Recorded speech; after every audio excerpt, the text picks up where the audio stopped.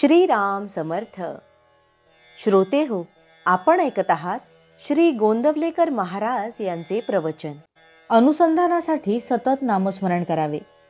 नामस्मरण हे प्रपंचाकरिता म्हणजे तो चांगला व्हावा म्हणून नाही, तर प्रपंचाची आसक्ती कमी करण्यासाठी आहे. तरी पण त्याने प्रपंच बिघडणार नाही. जे होईल ते आपल्या बऱ्याकरिता आहे असे मानून परमात्म्यावर विश्वास ठेवून राहावे. एक गृहस्थ मला भेटले तेव्हा म्हणाले, मी रिकाम्या वेळेत नामस्मरण करतो. त्यावर मी म्हटले, साऱ्या जन्मात महत्त्वाचा आणि सार्थकी लागलेला वेळ असेल तर तो हाच. त्याला तुम्ही रिकामा वेळ कसा म्हणता? पुढे ते म्हणाले, प्रारब्धाचे भोग काही केल्या टळत नाही, ते भोगावेच लागतात असे सर्व संत सांगतात. हे जर खरे तर प्रारब्धाचे भोग आपण भोगत असताना त्यामध्ये भगवंताच्या स्मरणाची काय गरज आहे? खरोखर हा प्रश्न अगदी बरोबर आहे. आपल्या कर्माचे भोग आपल्यालाच भोगावे लागतात हे खरे, पण भोग आले की आपल्या मनाला चैन पडत नाही. तिथे मनाला भगवंताच्या स्मरणात गुंतवून ठेवले की आपले समाधान टिकते. आपल्या सध्याच्या अवस्थेमध्ये भगवंताच्या इच्छेने घडायचे ते घडते असे मानणे किंवा भगवंत चांगले करील असा विश्वास ठेवून वागणे हेच सोपे जाईल. हे दिसायला साधे दिसले तरी यात मोठे मर्म साठवले आहे. हे ध्यानात धरा.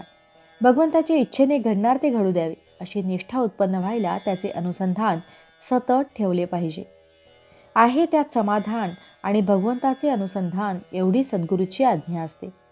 दुसऱ्याने आपल्याला दुःख दिले असता आपले अनुसंधान चुकते, ही त्याची नव्हे आपली चूक आहे. विषय कसा सुटेल, मन एकाग्र कसे होईल हे न कळले तरी चालेल. सोडण्याच्या गोष्टीचा अभ्यास करण्यापेक्षा धरण्याच्या गोष्टीचा म्हणजे अनुसंधानाचा अभ्यास करावा. एक भगवंताचे अनुसंधान ठेवले की सर्व गुण आपोआपच वाढतील. ते कसे तर शरीराचे अवयव सारख्या प्रमाणात वाढतात तसे. झाडाच्या मुळाला पाणी घातले की त्याच्या सर्व भागांना ते पोहोचते, तसे भगवंताचा विसर पडू न दिला तर सर्व काही बरोबर होते. अज्ञानाच्या अंधकाराने दुःख भोगत असताना तू माझे स्मरण, माझे अनुसंधान ठेव म्हणजे तुला पुढे उजेड दिसेल असे गीतेमध्ये प्रत्यक्ष श्रीकृष्णच अर्जुनाला सुचवित आहेत. दिवा जळायला हवा असेल तर त्यामध्ये सतत तेल घातले पाहिजे. तसे भगवंताचे अनुसंधान सारखे राहण्यासाठी त्याचे नामस्मरण आपण सतत करीत असावे. ज्याचे अनुसंधान अखंड टिकले त्याचे खाणे पिणे उठणे बसणे वगैरे सर्व क्रिया भगवंताची सेवाच बनतात. भावार्थ, भगवंताचे अनुसंधान हे आपले ध्येय. त्याला अनुसरून बाकीच्या गोष्टी आपण करूया. जानकी जीवन स्मरण जय जय राम. महारुद्र हनुमान की जय. समर्थ रामदास स्वामी महाराज की जय. सब संतन की जय.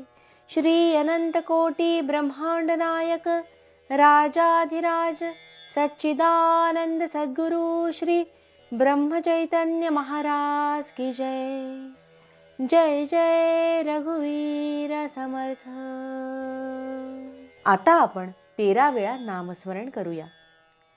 श्रीराम जय राम जय जय राम. श्रीराम जय राम जय जय राम. श्रीराम जय राम जय जय राम. श्रीराम जय राम जय जय राम. श्रीराम जय राम जय जय राम. श्रीराम जय राम जय जय राम. श्रीराम जय राम जय जय राम. श्रीराम जय राम जय जय राम. श्रीराम जय राम जय जय राम. श्रीराम जय राम जय जय राम. श्रीराम जय राम जय जय राम. श्रीराम जय राम जय जय राम.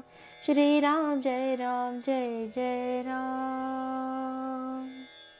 जय श्रीराम.